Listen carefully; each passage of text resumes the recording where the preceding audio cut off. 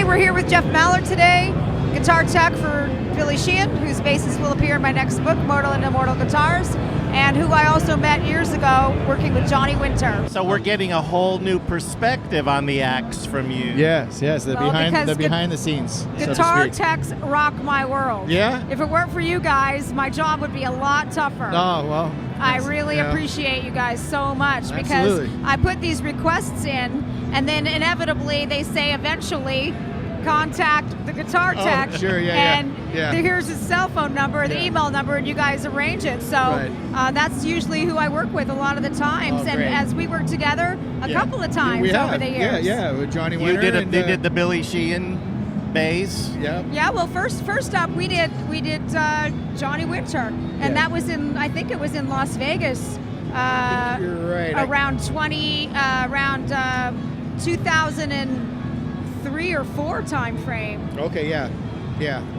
With Paul Nelson was there. Paul was there, yeah. That's when I came aboard with Johnny. It was when Paul took over managing for Johnny. That's right. Yeah. And Paul was playing in the band. Yeah, absolutely, yeah. Great guitar player, Paul Nelson. I want to ask him a question. Yeah. You're a caretaker. I am.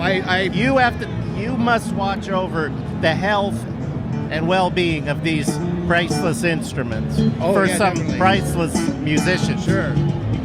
More bass. Yeah. Tell me something. Do you feel a sense of reverence for these instruments? Oh, absolutely. The way Lisa photographs them like they're people. Well, I was just up at the Gibson booth. Last year, they had this prototype. They had one of Johnny Winter's Firebirds, the white one, the Captured Live album cover one. And I'm looking, and I wasn't here last year, but through social media, I was seeing all these pictures. And I used to take care of that guitar. That and the brown Firebird and the lasers, the little guitars. So yeah, they were like my babies. Now, when Johnny passed away, the estate sold everything. Okay, so it has been years now, and I always wondered what happened to those guitars. I wonder who has them. My babies. They're like giving your kids up for adoption or something. Absolutely. And then so evidently, they have the Johnny Winter White Firebird and Gibson's.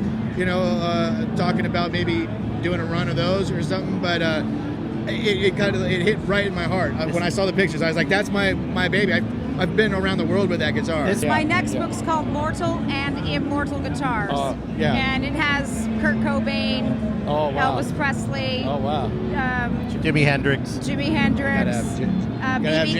King, Bo Diddley. Oh great! My first concert, Bo Diddley. So it speaks to how the artist makes the music on the guitar when he's mortal. Yeah. And when he passes away, that music is still held by that instrument. Oh, absolutely. So if you could speak to Johnny Winter, what song comes to mind that is immortalized through Johnny Winter's Firebird? Oh, I would say Leland, Mississippi Blues. Highway 61. For sure. What comes into your mind? Like, what memory from the era, from the day, if you listen to those songs, comes to mind that's immortalized in your mind? Oh, what you mean for For those songs came to your mind. So. Oh yeah, because the Brown Firebird, he played them on those songs. So that's just Do you remember where you were and what you were doing when you? Well, I was a kid. Probably thumbing through a Guitar Player magazine, and I remember that's the first.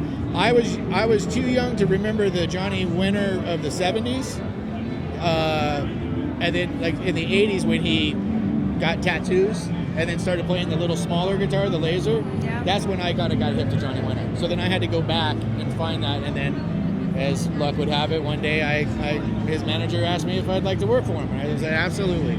That was the no-brainer. So on that laser guitar, Paul Nelson told me that the thumb pick that Johnny had been using was the same thumb pick that he had been using for 13 years. That I believe is correct, because and also we had these Fender picks, and we only had a couple of them because they kind of discontinued them. But Johnny liked them, so every night I would make sure I would take it off, put it in the bag, put it in my pocket, and they stayed in my pocket no matter where I went. They were really hard to find. And I said, well, he must have had 100 picks over the years or whatever. Well, we renovated his house one time, and we found this bag of thumb picks. And we're like, well, there you go. But so probably that bag of thumb picks, was stuffed in a box, and It sounds like Johnny to use the same pick, for all those years. So switching gears to Billy Sheehan then. Oh, yeah. We're at the My man Canyon Billy. Club because he's a mortal guy. He's still living. Oh. You're taking care of his basses. Legend. And so I wonder how many times you've had to replace the little black cat stickers. I never have. I never have. they're durable I don't cats. even have backups. So, But yeah. he's got a backup bass that's got 2 more little black cats Oh yeah, on it. and sometimes I can't tell the basses apart. So sometimes I have to put like a little a sticker on the back of the guitar.